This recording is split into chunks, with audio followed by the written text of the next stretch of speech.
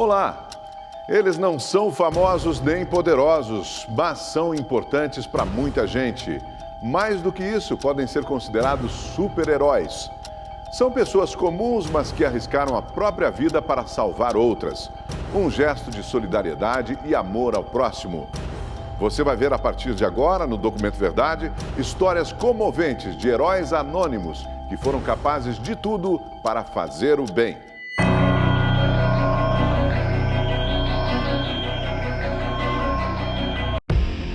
Na tela dos cinemas ou nas páginas dos quadrinhos, os heróis são fortes, corajosos e cheios de superpoderes. Na vida real, eles são diferentes, não usam capas nem armaduras. Pessoas comuns que, por algum motivo, foram destinadas a salvar uma vida em risco.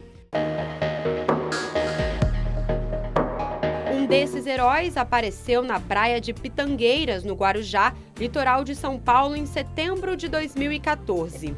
O surfista Leonardo Menion tinha 17 anos quando participava da segunda etapa do Campeonato Paulista de Surf. Após pegar a primeira onda e voltar para a praia, viu um homem se afogando. Quando eu entrei pelo canto das pedras, eu estava sentindo indo para o fundo, né, para arrebentação. No meio eu me deparei com ele no canto das pedras, eu já dei de frente com ele. Então eu já fui direto e reto nele para ajudar ele. Naquele dia o mar estava bem agitado, com bastante correnteza e ondas de aproximadamente 1,5 metro. Tanto que o Leonardo não conseguia nem ver aquelas pedras ali, o ponto exatamente onde ele salvou o banhista. Pois ele estava muito nervoso, né? Então eu só precisava manter a calma para mim conseguir tirar ele ileso, né? O que você falava para ele nessa hora? Aí eu falava, fica calmo que vai dar tudo certo. Eu só preciso da sua ajuda. Se você ficar desesperado, vai acabar acontecendo uma coisa pior para mim e para você. Só que ele estava muito nervoso, né? Ele não conseguia entender, ele não conseguia falar. Então foi tipo um momento aconteceu muito rápido. Eu só tentava acalmar ele ao máximo e para dar tudo certo no final. Depois de quase 10 minutos lutando contra a correnteza, o jovem conseguiu nadar até o raso com o homem sobre a prancha. O heroísmo de Leonardo acabou custando a classificação do surfista. Ele ainda tentou voltar para a prova, mas com pouco tempo ele não conseguiu e foi eliminado. Apesar de não seguir no torneio, o menino saiu do mar com a sensação de dever cumprido. Em nenhum momento eu me arrependo, foi uma atitude certa, né? Porque uma vida é muito mais importante que qualquer coisa na vida, que uma competição, que um trabalho, que qualquer coisa. Então eu não me arrependo em nenhum momento de ter ajudado aquela vítima. Leonardo aprendeu a nadar aos 13 anos de idade. Hoje o surf se tornou uma diversão. Daquele dia fica a memória em que ele foi o herói da praia e ficou ao lado dos campeões para ser homenageado. Eu não consegui avançar a bateria, mas quando eu saí foi muito legal porque a praia toda me aplaudiu, o pessoal do evento, todo mundo me aplaudiu, foi bem emocionante.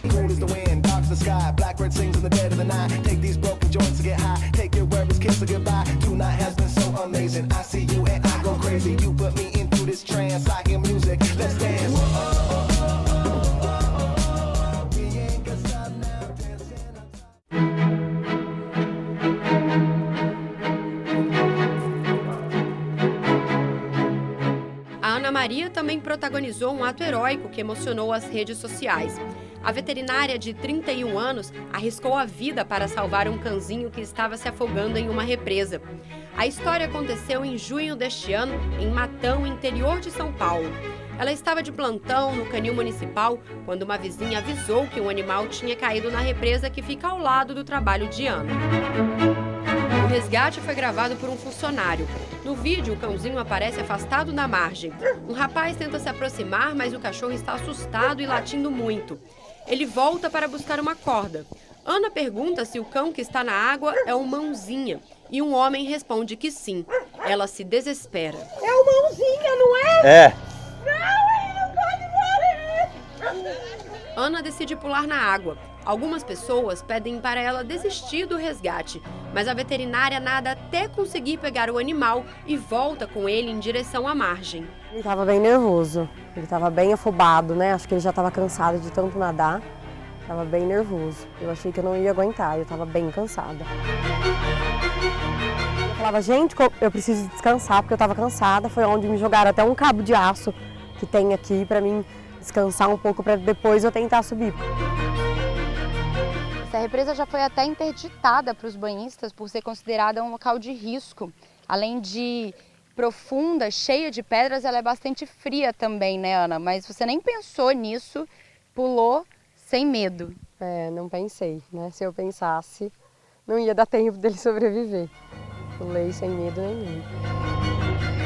Depois do susto, Ana percebeu que o Mãozinha havia fugido. Ele só voltou para o canil no dia seguinte. Eu fiquei preocupada e com medo dele não voltar, por conta de estar assustado, né? Foi no canil que a Ana conheceu o Mãozinha, apelido dado por ela mesma, porque ele tem uma atrofia em uma das patas dianteiras. O cachorro foi resgatado das ruas há 4 meses após uma denúncia de que ele estava sofrendo maus tratos. Normalmente os cachorros sabem nadar, né, Ana? Ele não conseguiu porque ele tem esse probleminha na pata. O que é esse problema que o Mãozinha tem? Sim, Carol, geralmente todos os animais, todos os cachorros, eles sabem nadar, né? E ele provavelmente, por ele ter essa deformidade na patinha, foi onde ele não conseguia chegar na margem, né? Ele não conseguia nadar até a margem, é onde ele estava afundando. E aí foi onde eu pulei para pegar ele. Não podia deixar ele morrer dessa forma. Acho que eu ia ficar com a consciência mais pesada ainda se eu não tivesse pulado.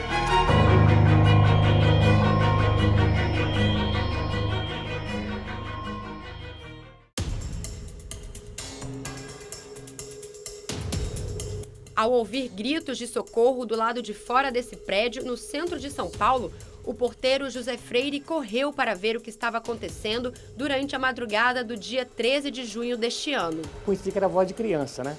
Aí eu saí até a porta, olhei para um lado e para outro, não vi ninguém. Aí eu escutei socorro em cima. Quando eu olhei para cima, eu vi o fumaceiro saindo, né? Aí eu imaginei, poxa, é fogo no prédio, né? Aí corri, fui para dentro, fechei a porta, chamei o bombeiro. O menino de 8 anos estava sozinho no apartamento no momento do acidente. O pai trabalha em uma lanchonete aqui perto e a mãe tinha saído para ir até lá. A família suspeita que uma vela acesa tenha causado o incêndio. Para entrar no apartamento, no segundo andar, Freire derrubou a porta com 3 chutes. Quando eu entrei lá, aí o fogo já estava batendo aqui no teto. Eu avistei a criança aqui no cantinho da sacada por causa da luz lá da rua, e lá eu vi ele lá, né? Então eu atravessei o que o fogo estava aqui, bateu aquele pinturão aqui, aquele fumaceiro. Quando eu cheguei até aqui, que eu encostei aqui, que ele agarrou em mim, aí ele tracou em mim aqui, que não precisava nem eu segurar nele, entendeu? Mas eu segurei com a mão aqui e fui tateando com a outra mão, entendeu? Vou no escuro. Aí cheguei aqui, achei a porta e a cachorrinha embaçando nas minhas pernas aqui, né? Quase que me derrubou com ele aqui dentro, né? Que ela estava desesperada para sair também, entendeu? Aí quando eu consegui achar a porta que a luz acendeu, aí eu já não desci mais no elevador, eu desci pela escada. Ele sabia que não dava tempo de esperar a chegada dos bombeiros. Quando eu coloquei ele na escada, lá na cadeira, que sei lá fora, o fogo já estava queimando a tela ali, ó. Quer dizer que foi coisa rápida, coisa de minutos, entendeu? Aí eu falei, meu Deus do céu, se eu não tivesse agido tudo depressa, ninguém tinha morrido queimado, né? Você pensou nos riscos? Nessa hora, eu te falo a verdade, não pensei em nada, só pensei em salvar a criança, porque quando eu vi na porta de socorro, e você vendo o fogo chegar junto da criança, você não vai pensar em nada, eu vou salvar os dois ou então salva os dois, que foi o que aconteceu, né? Depois de resgatar o menino, o porteiro ajudou a retirar os outros moradores. Cerca de 30 pessoas estavam no edifício. Comecei a evacuar o prédio, avisar o pessoal, pedindo para eles baterem nas portas, porque tem muitos apartamentos que não tem telefone, entendeu? Então, começou a fazer isso, né? Desceu muita gente, ficou pouca gente lá em cima, mas já tá dos últimos andares em cima, né? Aí chegou o bombeiro, chegou a polícia, aí graças a Deus foi devagarzinho, montou tudo. A criança não chorou, mas ficou muito assustada. No dia seguinte, Freire recebeu o agradecimento do garoto. Ô, meu herói, obrigado, você me salvou, entendeu? É muito importante, é muito gostoso ser uma criança, né? De 8 anos e te agradecer por uma coisa de boa que você fez, né? Com a sensação de dever cumprido, o herói anônimo diz que não sabe de onde tirou forças para salvar a vida da criança. Eu fiz o que Deus permitiu, porque acho que nem foi eu, foi Deus que me deu aquela coragem, sabe? De fazer o que eu fiz, porque não tinha treinamento para participar dessas coisas, mas na hora você tem que estar pronto que vier, né? E foi o que eu fiz, não esperei, não gritei socorro para ninguém, agi da minha forma que eu achei mais rápido.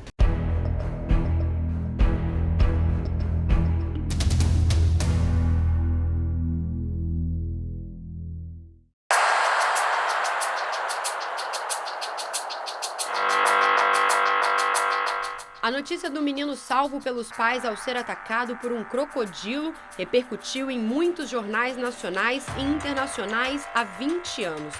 Hélio Teixeira, Maria Odete e os 3 filhos do casal estavam de férias em Miami, nos Estados Unidos. Foi durante um passeio de bicicleta no Parque Nacional de Everglades, uma reserva natural, que o acidente aconteceu. Um dia muito quente, a gente foi até o Everglades, a gente ia fazer um passeio de barco. Chegamos muito cedo e tinha algumas horas para passear, resolvemos fazer esse passeio de bicicleta. Eu testei a bicicleta, subi, fomos passear, eu estava era o último ali da fila da família. E muito no começo, muito rapidamente, eu perdi o controle da bicicleta, passei reto numa curva, era uma curva suave à esquerda e eu passei reto, caí com a bicicleta na água. A gente foi andando, quando a Claudine veio se encontrar com a Lê, ela notou que ele desviou assim numa curva e entrou no canal. E ela notou que ele foi atacado por um grande alligator. Ele pegou e abocanhou ele, uma coisa como se fosse um osso. Ela viu o osso na boca de um cachorro, assim, pendurado. Daí ela gritou, a Maria Odete replicou o grito, daí eu vim correndo. Quando eu vi, eu me deparei com aquela imagem do Alexandre no meio da mandíbula de um grande animal. E ela enfiou, depois de algum tempo, enfiou a mão esquerda na boca do próprio alligator e, por alguma razão, ele cedeu. Já tinha talvez faltado passar uns 30, 40 segundos. Ele cedeu, abriu e ela conseguiu puxá-lo para fora. Alexandre quebrou 2 costelas e teve os pulmões perfurados, além de pequenas cicatrizes no corpo. O acidente não deixou sequela e nenhum trauma. Nenhum problema, eu fui para o Pantanal, voltei para Everglades sem trauma. Os heróis de Alexandre não são anônimos, não para ele.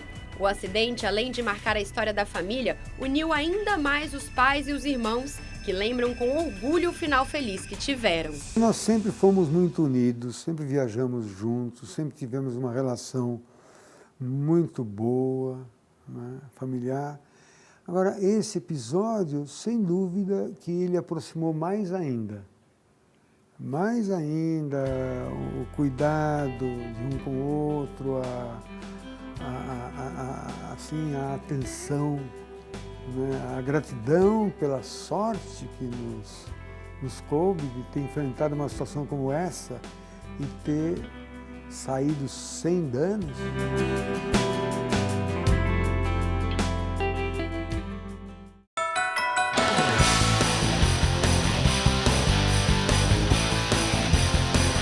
Herói não tem idade nem tamanho. O Miguel é prova disso. Com apenas 8 anos, ele agiu como gente grande para salvar um amigo. Era dia de festa. O garoto estava comemorando o aniversário no sítio da família. Apesar de ser o aniversariante, quem ganhou o presente mais especial no dia foi o amigo Heitor, de 4 anos, e do próprio Miguel. Ele ajudou a resgatar o Heitor, que estava se afogando na piscina. Eu comecei a escutar a gritaria, eu estava lá embaixo, comecei a escutar uma gritaria de socorro. Eu subi a escada, meu marido veio aqui por fora e ele pulou, ele acabou chegando primeiro que eu. E quando eu cheguei aqui em cima, o Heitor já estava do lado de fora com o pai, já estava sendo reanimado. E o Miguel estava mais ou menos aqui, totalmente molhado e sem saber o que fazer muito bem. Aí quando eu cheguei, ele veio até mim e aí que eu tive a noção do que tinha acontecido. A família do Heitor viveu momentos de tensão ao saber do acidente. A gente estava junto com os demais convidados, né? A gente tinha acabado de almoçar, estávamos nos preparando para cantar o parabéns. Quando a gente viu as crianças começarem a gritar, a correrem, falar que tinha alguém caído na piscina.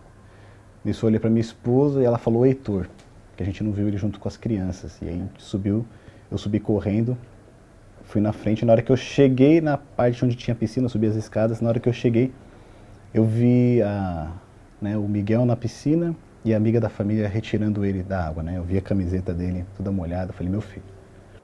Depois que o Heitor caiu na piscina, tudo aconteceu muito rápido. Do momento em que o Miguel pulou e conseguiu trazer o Heitor para a superfície, demorou mais ou menos uns 3 minutos. Do lado de fora, a criança foi reanimada pelo pai, que conseguiu fazer ele expelir a água que estava no pulmão.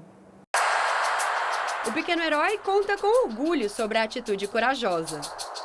Eu empurrei ele para cima, para ele pegar o ar. Em aqueles segundos eu pensei assim, ó, ele é o meu amigo e ele precisa de ajuda. Aí eu falei assim, mesmo se ele não fosse meu amigo, ele vai ajudar.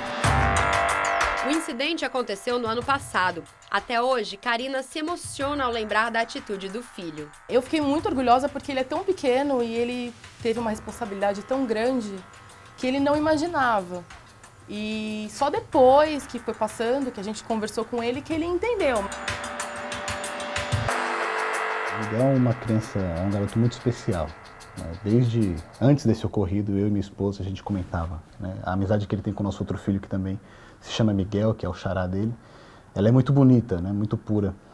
E depois desse fato, é claro que a nossa admiração por ele cresceu ainda mais. O documento Verdade foi até Janaúba, no norte de Minas Gerais, para contar a história de Ellen Batista. Professora, mãe e esposa, ela perdeu a própria vida para ajudar a salvar crianças do incêndio criminoso em uma creche da cidade.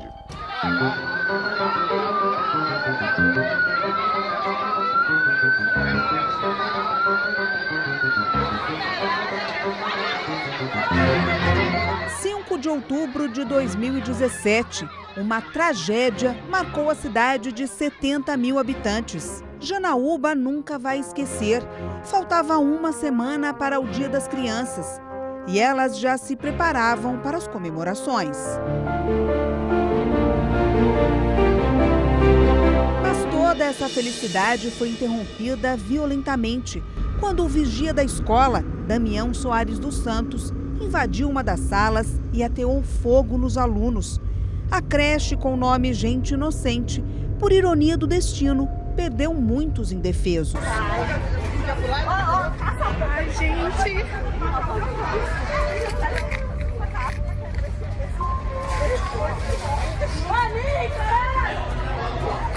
Era uma fumaça muito densa, tinha fogo ainda em alguns cômodos. Tinham pessoas que ajudavam a apagar o fogo, só que ninguém conseguia ficar ali dentro. O calor, a fumaça muito densa. E quando você se depara com pessoas pegando fogo, é uma cena muito, muito chocante. A tragédia deixou um rastro de tristeza e inconformismo. No horário do ataque, havia 75 crianças e 17 funcionários na unidade escolar. 10 crianças morreram. Além delas, as auxiliares Jéssica Morgana e Geni Oliveira não resistiram ao incêndio, assim como o vigia Damião, que depois de realizar o ataque, ateou fogo no próprio corpo. Mas, no meio de tanta violência, uma professora protagonizou um ato heróico que salvou muitas vidas. Durante o atentado, Ellen de Abreu entrou em luta corporal com o vigia Damião na tentativa de impedir que mais crianças fossem atacadas. Durante a briga, ela teve 90% do corpo queimado, não suportou as queimaduras e morreu no hospital.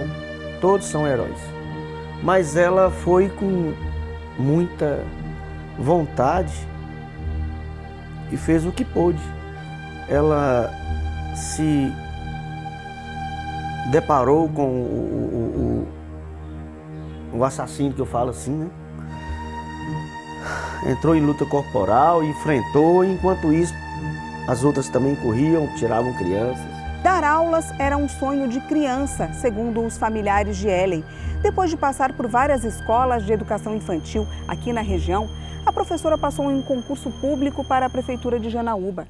Quis o destino que ela escolhesse a creche Gente Inocente para lecionar. Ellen morreu salvando as crianças das labaredas. Seu corpo foi encontrado ao lado do vigia da creche, causador de toda a tragédia. E nas indas e vindas, entrando e saindo, na terceira vez que eu passei por ela, eu tive a curiosidade de olhá-la.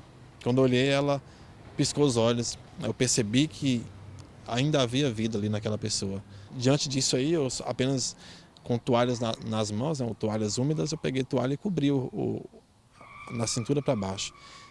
E ela já me deu um sinal com os braços indicando para eu retornar para o recinto, como se ela quisesse falar que havia pessoas ali em perigo ainda. Janaúba parou para se despedir da professora. O caixão foi levado no carro do Corpo de Bombeiros. Chegou sob aplausos no cemitério. Eleide Abreu Silva Batista deixou um marido e 3 filhos. Breno, de 16 anos, a filha do meio, Lívia, de 13, e o mais novo, Olavo, que tinha acabado de completar 1 ano. Emocionada, a filha da professora heroína falou pela primeira vez sobre a mãe com uma equipe de reportagem. Como que era sua mãe para você? Minha mãe era minha rainha.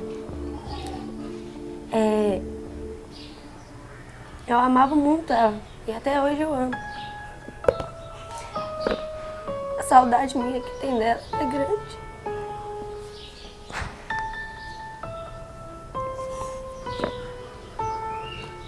Aí, aqui em casa todo mundo tenta viver sem ela.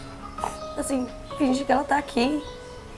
Às vezes eu vejo minha avó chorando por causa dela, meu pai, todo mundo aqui sente falta dela. Olavo é pequenininho assim, não sabe de nada. Aí vai crescer sem a mãe e vai ficar meio difícil.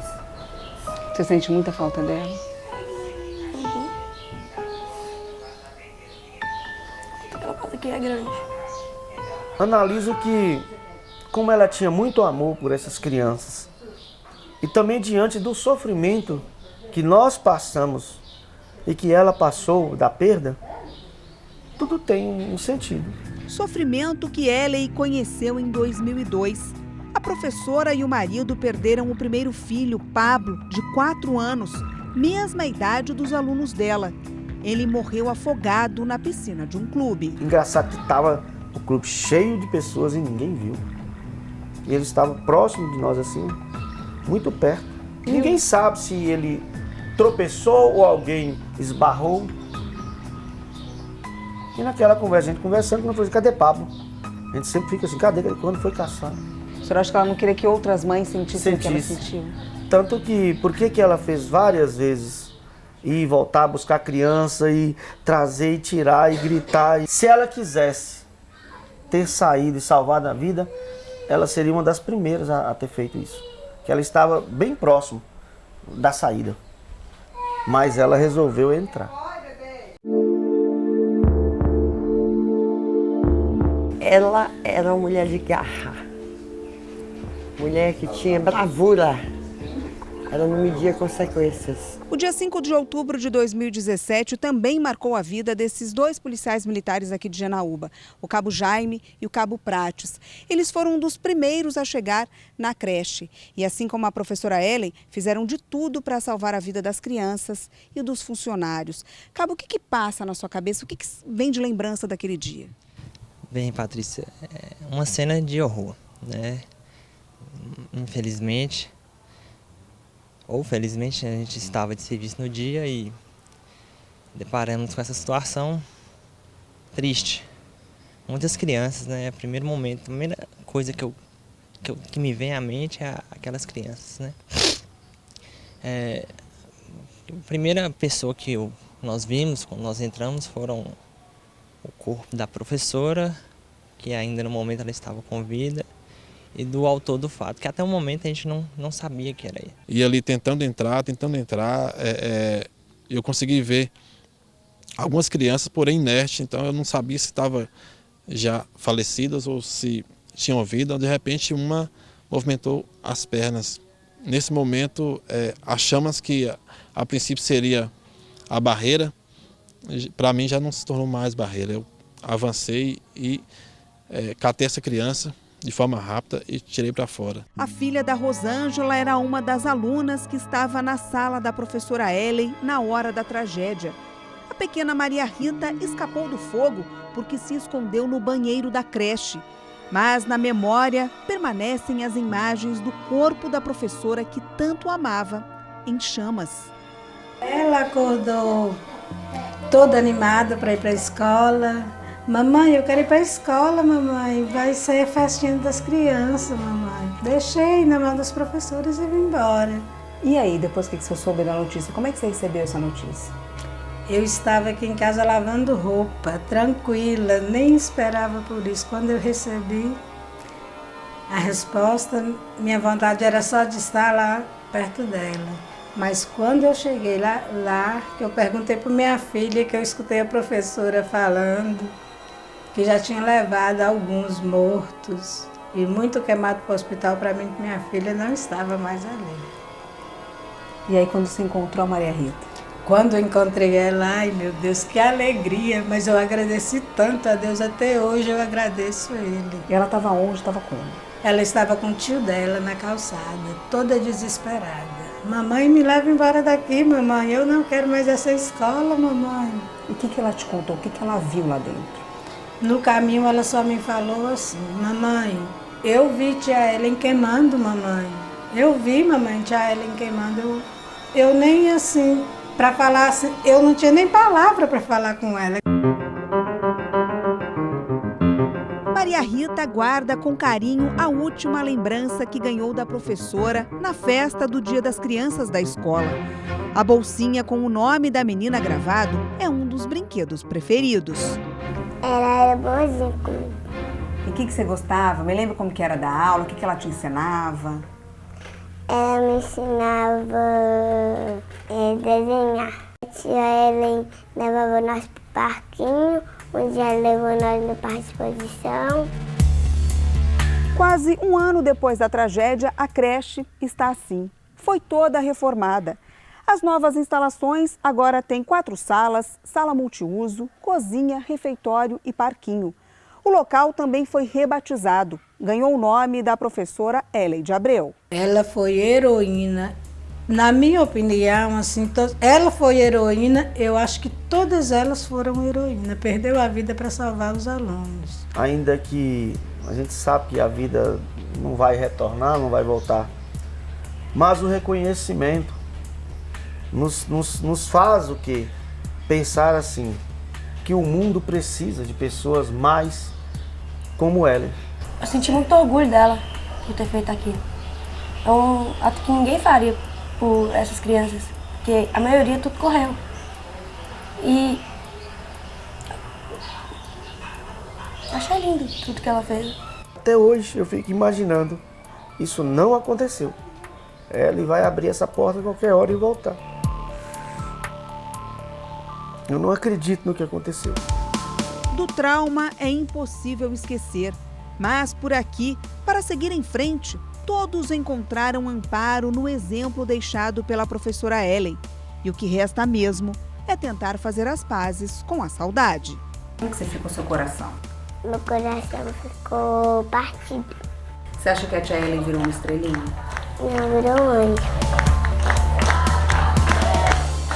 Uma escola, um atirador. 12 vidas perdidas. O massacre de Realengo, no Rio de Janeiro, chocou o país em 2011. A tragédia só não foi maior graças à coragem de 2 pessoas. O documento Verdade mostra agora o reencontro dos heróis dessa história.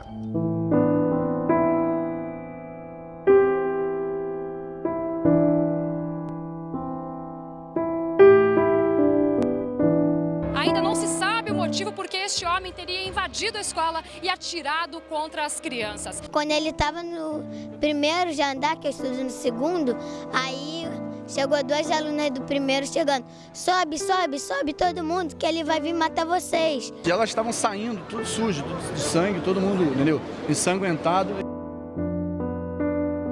Naquele 7 de abril de 2011, nossa equipe de reportagem foi mandada às pressas para Realengo, zona oeste do Rio.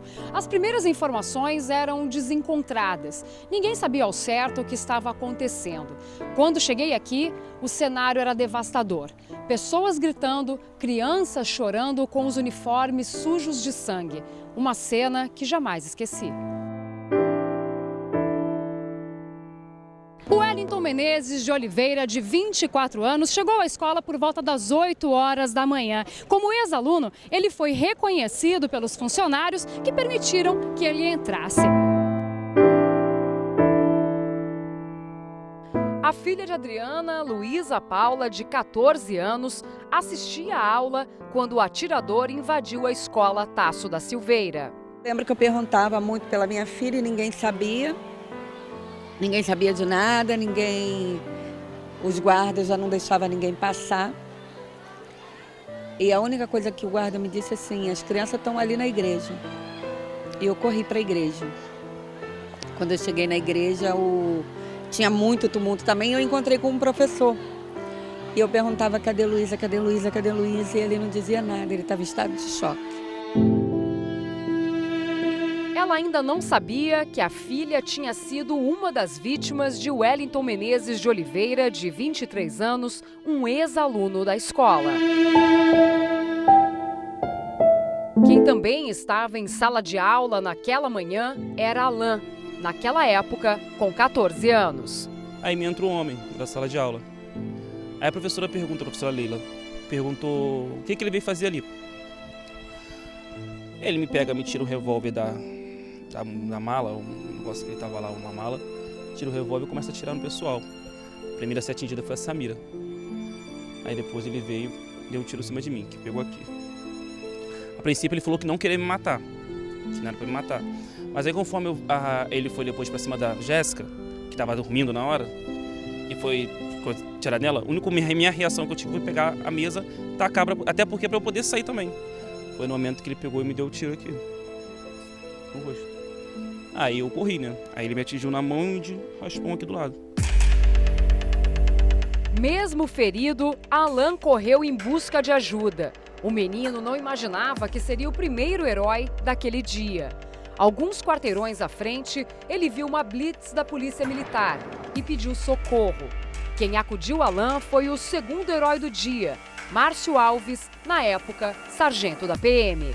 Eu falei que entrou um homem dentro da escola e estava atirando contra os alunos, atirando na gente. Aí ele perguntou onde é que era a escola, eu expliquei mais ou menos assim para ele onde é que era. Aí ele me colocou dentro da viatura e o outro policial me levou para o hospital. Você tem consciência de que foi assim um ato heróico quase, milagroso, porque você conseguiu correr? É uma distância grande, mas assim, para mim foi Deus, sempre. Tava tudo planejado assim, conforme ele queria, tanto que nunca tive policiamento ali na Piraquara, esse dia tinha, graças a Deus. Então, é plano de Deus. Alves deixou a blitz para trás e seguiu sozinho em direção a Tasso da Silveira. Ao longo desses 7 anos, eu tive a oportunidade de conversar algumas vezes com Márcio Alves, que foi quem pôde segurar o atirador e impedir que a tragédia na Tasso da Silveira fosse ainda maior. Márcio, que lembrança ainda dura assim na sua memória, 7 anos depois? Tudo. A gente não esquece nada do que aconteceu naquele dia, né? Foi um dia triste, né, para a população carioca, para o Brasil todo, né? O fato que aconteceu desse rapaz entrar na escola e matar 12 crianças, ferir outras 12. E eu não esqueço de nada, não esqueço de um momento de nada, some da minha memória. Quando o militar entrou na escola, ele não imaginava o que encontraria. Quando eu pego o segundo lance de escada, o Wellington me sai da sala de aula com a arma na mão, municiando a arma. E daí ele correu, ele me viu, ele correu na minha direção, eu efetuei 2 disparos, graças a Deus pegou nele, consegui evitar ali, né, a continuação da tragédia. E fiquei negociando para ele se entregar durante uns 10 minutos. Falando com ele, se entrega, joga a arma, você não vai sair da escola, a escola está cercada, mas não estava, não tinha ninguém. E ele foi, no final ele foi e fez um disparo na própria cabeça. A princípio a vontade que deu foi de largar tudo, ajoelhar e perguntar, meu Deus, o que é isso? Porque eu não sabia o que foi ali. Então eu saio dali e vou para a sala em frente, vejo o mesmo cenário. Wellington matou 12 crianças e feriu outras 12. Uma multidão rondava a escola em busca de informações. Foi quando surgiu o terceiro herói daquele dia. O pastor João Luiz abriu as portas da igreja. Quando cheguei aqui, estava tudo tomado aqui de gente, carros, helicópteros, trânsito fechado, gente chorando, crianças foram acolhidas dentro da igreja, o portão da igreja se abriu, as crianças correram para dentro da igreja, também para o vizinho aqui do lado, e foi uma cena assim das piores que eu já assisti na minha vida. Alan, assim como outras 11 crianças, foi operado e voltou para casa. Passei por cirurgia no rosto, que a bala que entrou aqui e saiu aqui, então ficou muito inchado. Passei por cirurgia aqui também, que a bala entrou e está alojada até hoje. Até hoje na mão, que não precisou de cirurgia nem nada, só ponto. Quando as aulas voltaram, você voltou a estudar na TAS? Voltei. Continuei até o final.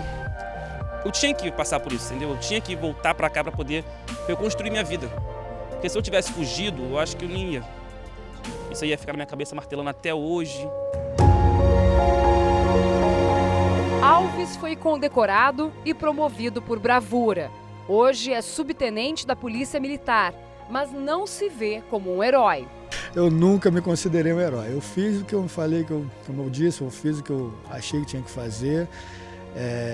Muitas pessoas falaram isso aí pra mim mesmo. Não, você é herói sim, você fez. Eu sei que eu fiz, fugido do protocolo. Se eu fosse acompanhar o que manda, eu teria que ter cercado a escola, chamado a supervisão, esperado o reforço, vir o BOP com o negociador, né? O que nós temos que fazer, e não daria tempo, não tinha tempo para isso. 12 famílias se despediram dos filhos. Depois de perder a filha, Adriana encontrou forças na Associação Anjos de Realengo, que ela preside até hoje. A dor foi transformada em luta. E a única reação que eu tive é arregaçar a manga, vamos lutar, nos unimos, né?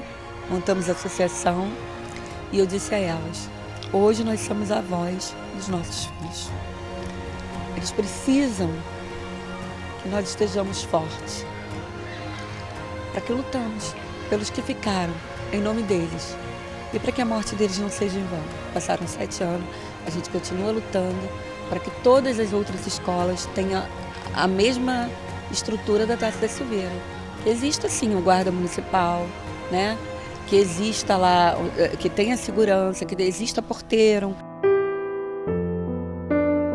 Hoje, Adriana faz palestras e leva palavras de força e amparo por onde passa. Já deu suporte para muitas mães que, assim como ela, também perderam os filhos. Heroína foi inspiração para a Natália. Fui me entregando à tristeza, à dor, aquele momento, não falava com ninguém, eu não queria ver ninguém. E aí, mexendo na internet, rede social, eu vi que alguém tinha compartilhado alguma coisa que a Adriana postou. E vi que ela criou a Associação Anjos de Realengo, ela começou uma luta muito grande com a dor dela. E eu falei assim, caramba, ela perdeu a filha e está transformando essa dor tão, né, horrorosa numa coisa tão bonita. Meu filho ainda está ali, eu já estou me entregando, sabe? Eu falei assim, não posso deixar assim. E aí, com o exemplo dela, eu comecei, não, vamos lutar, vamos ter força. Toda vez que eu vou passar aqui, eu vou lembrar disso. É uma coisa que vai ficar marcada para sempre na minha vida. Até porque aqui Realengo é o meu lugar, né? Não é da noite para o dia que se vence um sofrimento dessa natureza. Até hoje, na verdade, nós acompanhamos esses familiares uma vez por ano. Né?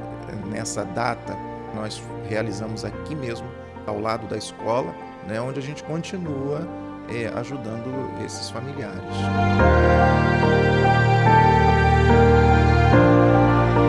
Se Deus quis assim, se Ele escreveu, sei lá, essas linhas, né, da vida para essas crianças, para mim, a gente não tem o que fazer. Foi só mesmo cumprir o nosso dever, né, aquela sensação de dever cumprido. Eu sei que eu fiz o que eu pude fazer ali para amenizar essa dor dessas famílias.